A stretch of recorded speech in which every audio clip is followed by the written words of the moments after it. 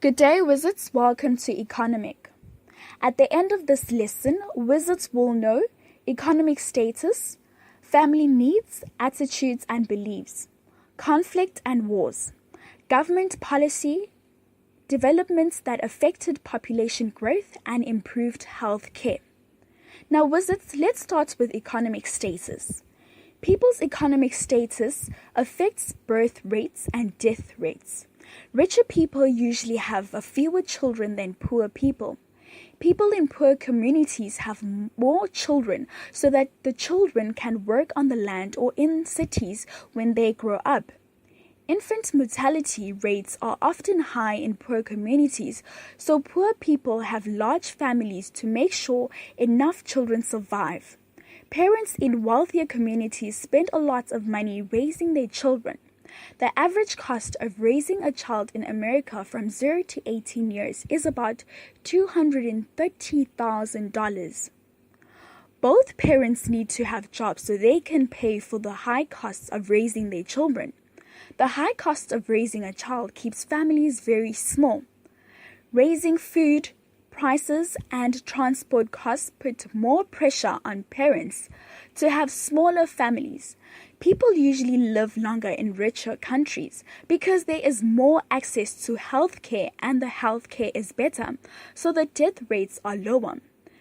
Now, wizards, the following activity is: number 1, name the biggest cost of raising a child in America.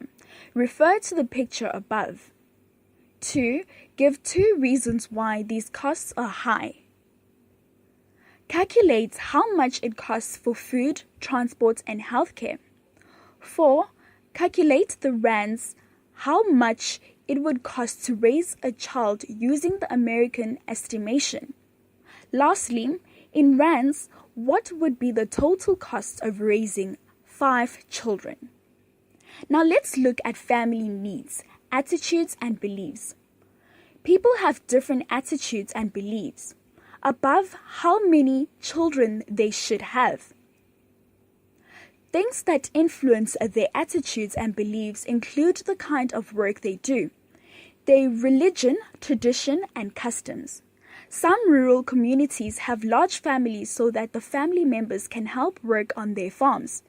In communities where there are no government pensions, people may have a lot of children so that they would be looked after when they are old.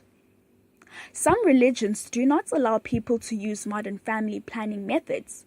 In some communities, it is the custom for leaders and very wealthy men to have many wives and children. Now, conflict and war. Wizards, between 1900 and 2000, approximately 160 million people died as a result of wars and conflicts across the world. Wars affect a country's birth and death rates in the following ways. Wars keep birth rates low. People have fewer children during times of war. Some wars take place on the land where people usually farm. This means food is often in short supply during the war. People may often move off the land and to the cities or even to a different country to live during a war. Their farms remain unused, often for many years. Wars prevent people from farming and living a normal life. Many people die from hunger and diseases during wars. Also, in time of war, the land is not properly farmed as farmers may have to leave the